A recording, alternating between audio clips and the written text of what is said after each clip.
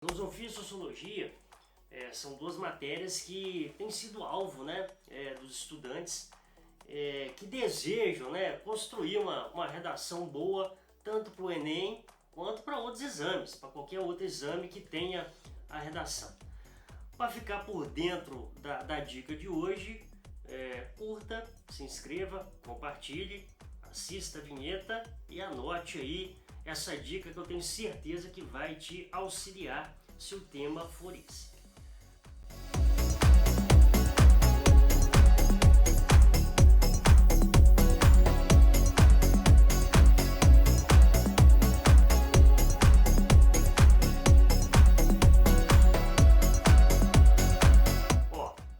A sociologia ela tem como base, entender todos os fenômenos sociais, Então, obviamente que quando a sociologia trata da religião, ela não procura explicar, tentar entender o que é Deus, digamos assim, mas ela procura entender exatamente a fenomenologia por trás da religião, Por que a religião é importante, por que as pessoas têm essa necessidade, essa preocupação com a vida após a morte, com o outro lado, como as pessoas geralmente falam, E aí esses três pensadores, trataram dessa questão, Mas como eu falei, trataram sob uma ótica fenomenológica e não, obviamente, pelo aspecto da teologia ou da cristologia, se a gente estiver falando de cristianismo, obviamente, Então, pra gente aqui, o que é importante, é a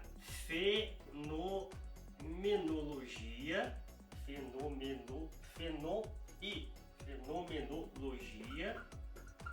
da religião, Ou seja, por que as pessoas têm essa preocupação com aquilo que é sagrado, vamos colocar assim.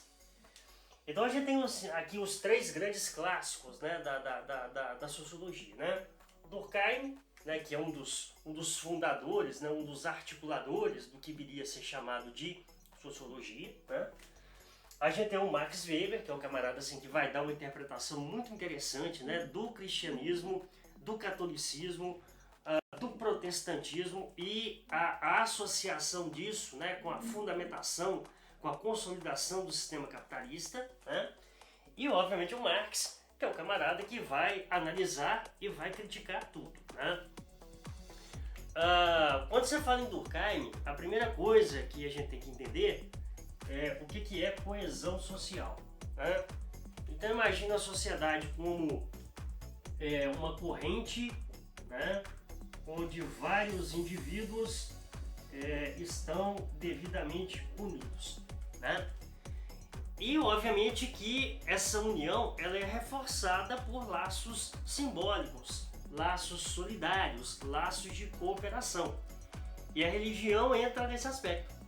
Então, por exemplo, geralmente um cristão, se for católico ou protestante, enfim, se refere ao seu semelhante como irmão. Você quer coisa mais simbólica, mais coesa do que isso? De você considerar alguém que você sequer conhece, como seu irmão, simplesmente porque você acredita na mesma coisa que ele acredita, Então Durkheim, ele achava que a religião ela era importante para manter esses laços de coesão social, de manter as pessoas unidas. Então, às vezes, popularmente, a gente ouve, na rua, conversando com as pessoas, que a sociedade ela está perdida porque as pessoas se distanciaram de Deus. Tá vendo? Isso é um exemplo da análise de coesão social do Durkheim. Então, ou seja, no momento que a religiosidade não comanda, não orienta mais a vida das pessoas, parece que os valores morais, os valores éticos, eles estão se desestruturando, eles estão se desintegrando, eles estão se desconstruindo, abrindo espaço então para aquilo que a gente chama de anomia, E a anomia, digamos assim, ela é o ponto de partida para uma desintegração, de toda a sociedade. Essa anomia pode se dar no contexto de uma convulsão social, Ela pode se dar, digamos, talvez assim, no plano mais pessoal, como um quadro depressivo que leva ao suicídio e coisas do tipo. Então, para Durkheim, a religião ela era assim, né? Um elo, formava um elo entre as pessoas. Ela é um cimento, ela é uma cola, né, que mantinha a sociedade coesa, a sociedade unida por algum tipo de ideal. Weber, para mim, eu acho que é a análise mais interessante, né? Porque é engraçado, porque ele fala em racionalização. E aí você imagina que fé é uma coisa transcendente, né? A fé, de certa forma, é algo metafísico, né? E a racionalização, né, ela vai muito para o lado da certeza, do objetivo, né? Então, por exemplo, uma coisa é você ter fé, porque você espontaneamente, de fato, você acredita. Outra questão é você usar da fé ou usar da religião com algum tipo de ganho. Então, nesse contexto, a gente tem que usar o conceito de ação social, que é, digamos assim, enquanto Durkheim falava do fato social, Weber falava da ação social. O que é a ação social? É uma ação dotada de objetivo, né? Ou seja, por mais que a gente seja influenciado pelos outros, né? Ou melhor, por mais que a gente tenha a nossa individualidade, a gente é orientado, a gente é influenciado por outros, tá? Isso é basicamente o conceito de ação social. Você vive numa comunidade, tá? Nesse aspecto, o que seria a ação social com relação a um objetivo? Quando você começa a frequentar uma religião para obter algum tipo de ganho. Você vai concordar comigo. Essa época de eleição, né, para prefeito, para vereador, enfim, como que as pessoas se aproximam dos religiosos, né? Agora não está rolando porque está tendo a pandemia, está tudo muito restrito, mas de repente você começa a ver aí no seu culto, na sua missa, né, aquele sujeito que nunca foi muito frequentador, né, da igreja, mas qual que é a ideia? Se fulano é religioso, se fulano frequenta a missa ou frequenta o culto, ele é uma pessoa de bem, ele é um cidadão de bem, como se fala aqui no Brasil. Então, na verdade, ele vai à missa, ou ao culto, ou uma cerimônia religiosa qualquer, não para serviço por Deus, né? Mas ele vai para serviço pela comunidade. E aquilo ali, de certa forma, atrai o quê? O voto, né? Obviamente que a análise do Weber é um pouco mais sofisticada do que a minha. Aliás, ela é muito mais sofisticada que a minha, né? Porque o Weber percebeu que existia, né, uma diferença de condutas entre católicos e protestantes.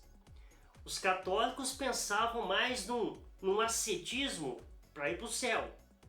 Então, tipo assim, essa vida, esse plano terreno não é importante. O que é importante é o sagrado, né? É o depois da vida, o depois da morte. Então, você levar aqui uma vida, de certa forma, regrada, né? Uma vida mais simples, mais humilde, era... Não vou dizer assim que Deus não esquentava muita cabeça com isso, sabe? Porque, tipo assim, para Deus o que vale são as ações, o nosso bom coração, e a gente ficar muito apegado a esse mundo material, trabalhando para ganhar dinheiro, para acumular bens, etc., nos afasta de Deus, né? Então o católico ele prefere uma educação mais erudita, uma formação mais filosófica, mais ética, mais moralista e etc. Enquanto ele observou também que os protestantes, né, tinham uma postura mais voltada para a disciplina e para o trabalho, baseado na ideia de dom. O que é o dom? O dom é uma espécie de presente, é um plus, um up, né, que Deus te deu. Então vou te dar um exemplo. O sujeito que tem o dom para as vendas, né? Então você chega numa loja e você pede, né, pergunta a vendedora ou vendedor da loja: tem blusa amarela? Aí ele fala: não tem blusa amarela. O que você faz? Você dá meia volta e vai embora. Se você chega em outra loja e pergunta: tem blusa amarela? Não tem blusa amarela, mas tem verde. Verde é a cor da estação, é a cor da primavera. É uma cor mais é uma cor mais chamativa, é uma cor mais elegante, é uma cor que afina o seu corpo, que esconde aqueles quilinhos a mais, e vai por aí. Pronto. Aí você, em vez de levar uma blusa verde, você leva um monte. Então quer dizer, aquela pessoa teve uma lábia para te convencer a comprar a blusa verde em vez da blusa amarela. Então, ou seja, ela tinha aquilo que os coaches estão adorando nesse momento, a tal da expertise, né? Para vender, para convencer a pessoa, né, que ela deve levar uma outra mercadoria substituindo a outra que não tem. Isso obviamente vai para o campo dos negócios. O camarada, por exemplo, não tem paciência. Você quer sem manipular, por exemplo, saber o que é que quando uma ação da Bolsa de Valores está valendo muito dinheiro ou não está valendo dinheiro nenhum, a hora de comprar, a hora de vender. Mas tem gente que tem isso como estalo, como um insight. Para os protestantes, sobretudo os calvinistas, né, isso era um dom. Isso era o camarada diferenciado, né? E essa diferenciação foi embutida nesse indivíduo por Deus. Então, ao contrário do católico, quanto mais eu trabalho, quanto mais eu enriqueço, quanto mais eu prospero, mais eu estou glorificando a Deus. Eu estou aproveitando a Ele, eu estou aproveitando o dom que Ele me deu. É mais ou menos aquela coisa, quando você compra um presente, né, para presentear alguém, se for uma blusa, se for a moça da blusa verde, né, e na primeira oportunidade que você a vê publicamente, ela está usando o presente que você deu. Você fica satisfeito, né? Opa, acertei. Ah lá, fulano tá me homenageando, né? Porque de certa forma gostou do presente que ele recebeu. Beleza. Marx, por sua vez, para variar, vai ser um camarada que vai polemizar tudo. E aí, para a gente entender este conceito aqui, que é o conceito de superestrutura, a gente tem que entender basicamente, de uma forma bem resumida mesmo, né? Pelo menos aqui nesse momento, que é a ideia de materialismo histórico. Tá? Ou seja, para Marx, a forma como as pessoas pensam, a forma como as pessoas agem, tem sempre um viés físico, prático. Prático não seria a palavra, mas algo que fosse resultado da produção material. Então a forma como a gente se comporta, a forma como a gente expõe as nossas ideias, a forma como a gente pensa é o resultado da nossa produção material. Essa produção material, a forma como nós produzimos a nossa existência, Marx chamou de infraestrutura. Então a infraestrutura é o quê? É aquilo que é físico, né? É aquilo que é definido pelo trabalho, por exemplo, quando você transforma a natureza, né? E tira proveito disso. Então, ou seja, para Marx, tudo é determinado pelas relações de produção. Vamos lá. Tudo aquilo que é metafísico, tudo aquilo que é ideológico, tudo aquilo que não é físico, ele chama de superestrutura. Então, por exemplo, nesse aspecto, onde que a superestrutura, né, se manifesta na religião? A partir do momento que a religião, né, diferente, aí vamos tentar comparar um pouco, diferente daquilo que o Durkheim, né, pregava como coesão social, para Marx é alienação. Tá? E por que é alienação?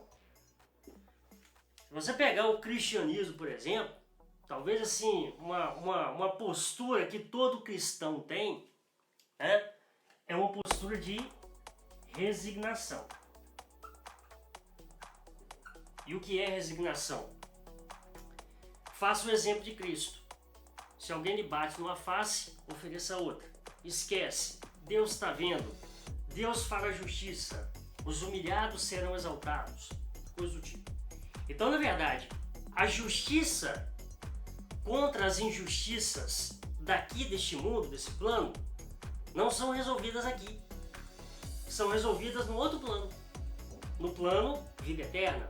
No plano após a morte. Então, na verdade, segundo Marx, isso é uma ideologia que a classe dominante cria para manter as classes subalternas dóceis. Se existem pobres e existem ricos, tudo é desígnio de Deus. Se eu nasci pobre, não tem como eu modificar essa situação, porque eu não sou dono da minha história. Parece que a história está descolada do indivíduo. Então, lembre-se, tudo aquilo que remete à produção material, aquilo que é físico, é infraestrutura. A ideologia, o mundo das ideias, é superestrutura. E é ideologia. E ideologia, você tem assim um conceito mais do senso comum, né? Tipo a música do Cazuza, Eu Quero Uma Pra Viver. Mas você tem também a ideologia no sentido de distorção da realidade, de cortina de fumaça, para que a gente não enxergue a verdade que nos oprime na maioria das vezes, tá? Então, ou seja, 3 formas de você falar e falar bem sobre o papel da religião, dependendo do contexto que ela está inserida, como fator de coesão social, como fator de racionalização, quando ela está voltada para um objetivo, né? Ou superestrutura, ou simplesmente ideologia. Ainda sobre Marx, ele tem uma frase famosa, né? Que a religião é o ópio do povo. Mas o que é o ópio? O ópio é uma droga. Por que as pessoas usam drogas? Para fugir da realidade, não é isso? Então, na verdade, o Marx falava que esse ópio, a religião, quando você projeta a justiça para um plano superior e não esse, é uma forma de você se alienar, você sair da realidade e, obviamente, de repente, você não sofrer tanto com a realidade nua e crua. Essa foi a dica de hoje.